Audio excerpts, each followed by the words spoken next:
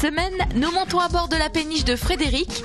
De gros travaux de rénovation ont été nécessaires pour faire de ce bateau un gîte unique en Alsace. Côté bonnes adresses, nous irons du côté de Rangen, dans la maison préférée des Français, où Pascal Sorensen, menuisier décorateur, a réalisé une cuisine façon vieille épicerie, pour le plus grand bonheur de Fred, son propriétaire.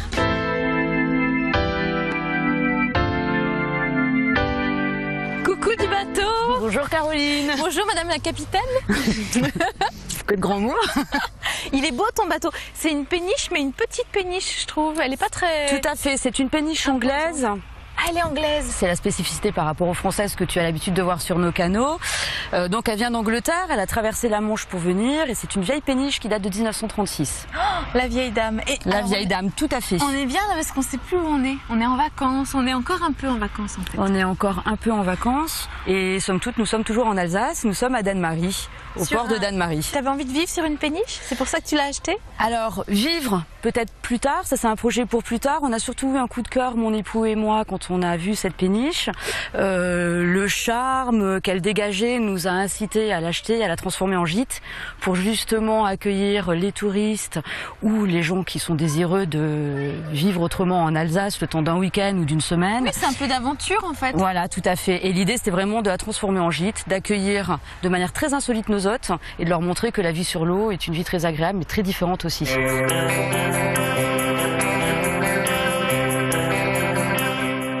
t'en prie.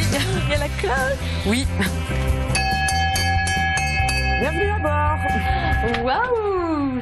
Ah, la cabine de pilotage, la timonerie. C'est quand même impressionnant. Tu sais, toi, le pilotage? Pas encore. Je vais apprendre à le manier parce que c'est un petit peu compliqué. Pour la petite histoire, j'ai découvert il n'y a pas très longtemps que pendant la guerre en Angleterre, les femmes se servaient de ce bateau comme bateau-école pour apprendre à piloter. Et elles l'utilisaient justement sur les canaux anglais pour transporter les marchandises, ce qui était son activité classique. Du coup, il y a plein de contraintes. Alors là, par exemple, on est entouré de bois. On est entouré de bois puisque lorsque l'on navigue, il faut savoir que le pare-brise peut s'ouvrir. D'accord. Et on peut entièrement, si on le veut, démonter le plafond. Tout le reste du bateau, par contre, est en tôle. Oui. Ouh, c'est génial ça pour planter un clou.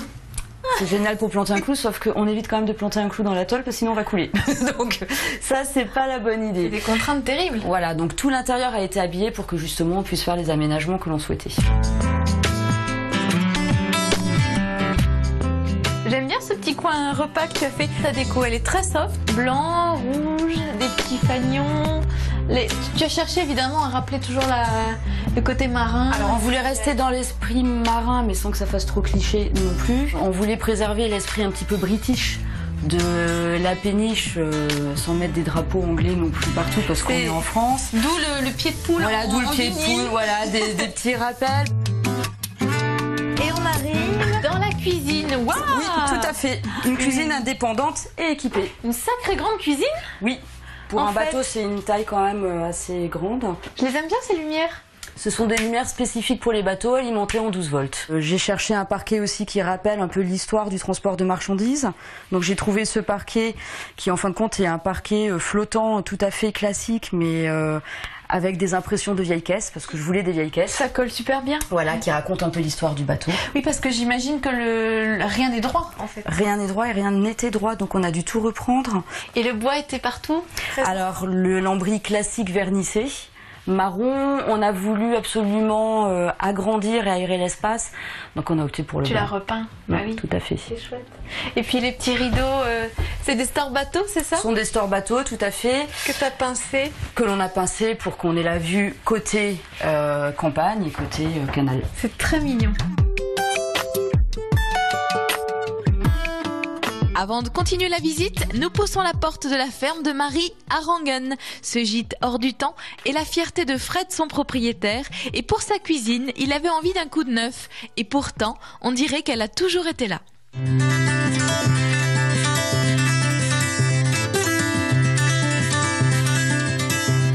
Alors j'ai connu Pascal en fait tout simplement par une passion commune, c'est-à-dire on a vraiment la passion des maisons alsaciennes et de leur restauration, et c'est tout simplement sur des chantiers de restauration qu'on s'est rencontrés. Je tenais à travailler avec Pascal parce que l'avantage de Pascal, c'est que d'une part il est technicien, donc il arrive à réaliser toutes les choses, à cacher, à vraiment utiliser ce vieux bois. Il travaille qu'avec du vieux bois, donc là on ne pouvait que s'entendre. Mais surtout l'atout de Pascal, c'est que non seulement il arrive à vous réaliser ce que vous voulez, et il fait toujours ça avec un esprit décoration, parce qu'en fait à la base c'est un décorateur, et moi j'étais très sensible à l'aspect déco, forcément au résultat, et on pouvait que s'entendre avec Pascal, puisque c'est ça, c'est vraie qualité. On voulait donner une ambiance épicerie de campagne, bar, café, enfin c'était cette ambiance un petit peu d'époque. En fait, Frédéric voulait la changer parce que déjà il voulait gagner du rangement et de cacher les éléments modernes, réfrigérateur, four et des choses comme ça. Alors c'est uniquement du vieux bois, du bois de séchoir à tabac qui est réutilisé, brossé et qui permet de donner un aspect ancien à ces meubles finalement modernes parce qu'ils sont très fonctionnels. Le bois n'est pas traité, il est simplement brossé, nettoyé, de façon à refaire sortir les veines du bois et la couleur d'origine. Que ce soit cuisine ou salle de bain, le bois et l'eau font très bon ménage. À partir du moment où le bois peut sécher, il n'y a aucun souci. Mais il n'y a pas besoin de traitement, de vernis ou d'huile. Moi, je suis amené à travailler le vieux bois parce que déjà, je trouve qu'il a un vécu et il a un aspect qu'on ne peut pas retrouver sur du bois neuf. D'autres menuisiers ne travailleront pas ce vieux bois. Moi, je préfère le travailler parce que justement, il rentre un peu dans la déco, en fait. C'est plus qu'un matériau, c'est un objet de déco.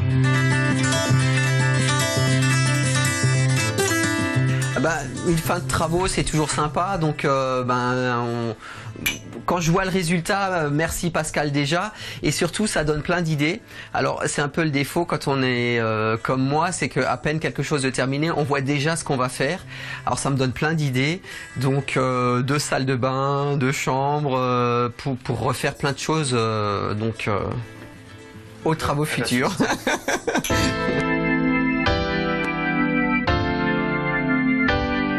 De retour sur la péniche de Frédéric et Marc dans ton petit paradis fluvial à Donne-Marie pour découvrir le salon qui finalement est assez grand en fait. À une taille je pense confortable par rapport à la taille du bateau. Il est vachement lumineux. Il est très lumineux parce qu'on a beaucoup de fenêtres et le fait d'avoir mis de la peinture blanche aussi sur les lambris l'a éclairé encore plus. Donc le fait d'avoir cette luminosité, il y a aussi des contraintes qui sont liées au fait qu'on est dans une cage en tôle.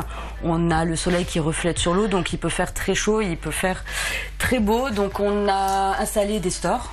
Partout, oui. Partout, de toute façon, dans toute la péniche. Et là, l'astuce, parce que tu constateras que si les livres comme ça... Ça sert à rien. Ça sert à rien. L'astuce a été de trouver des aimants. Et en fin de compte, on vient juste plaquer et aimanter nos rideaux contre la paroi. Comme ça, on a tout l'espace de libre pour circuler comme on le souhaite. Et t'as quand même occulté une grosse partie. Voilà, tout à fait. Donc t'as été obligé comme ça de trouver plein de systèmes tout le temps, partout. Plein de petites astuces pour essayer de s'adapter justement à ces contraintes.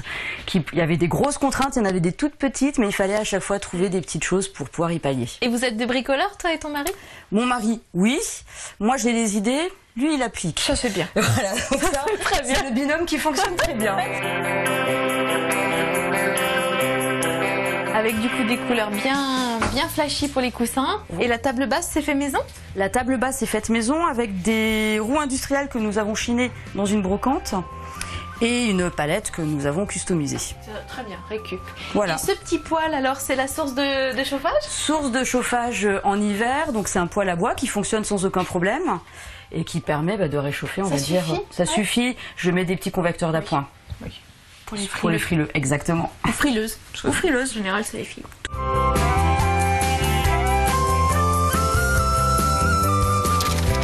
Et voilà la chambre. La belle chambre. Je rentre. Vas-y, je t'en prie. Il y a juste la taille pour le lit. Et un dressing. Et un dressing. Et un lit 140-190. Taille normale. Merci. On a vraiment envie de s'installer. Moi, j'aime ce blanc et j'aime ce côté lin, mer, bateau. Et une chose sympathique, le matin, tu te lèves, tu t'assois et tu regardes l'eau, les canards passer. Tu te laisses bercer. Et t'as quand même réussi à mettre de la tapisserie dans un bateau? Oui, parce que je voulais aussi pas casser un peu le côté lombris partout. Et on voulait un petit peu animer les murs d'une autre manière.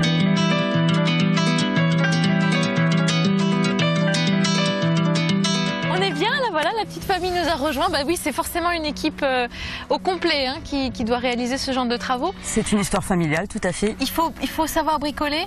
C'est mieux, c'est même très fortement conseillé, puisque comme je t'ai expliqué, rien n'est aux normes, rien n'est d'équerre. Donc il faut quand même savoir sacrément bricoler, ou alors bien se faire entourer. Et puis le plus simple, c'est de venir vous voir. Tout à fait, venez en vacances chez nous, comme ça vous découvrez nos aménagements et ce que l'on a fait. Oui, parce qu'il n'y en a pas beaucoup en Alsace. Nous sommes les seuls pour le moment. La seule gîte péniche. Tout à fait, amarré à quai. Bon, merci en tout cas de nous avoir fait monter à bord. Merci pour ta visite. Notez bien l'adresse du site internet alsace20.tv pour revoir l'émission. Et puis quelques photos de la péniche en plus, c'est sur le blog secretdeco.blogspot.fr. À très bientôt. À très bientôt, merci.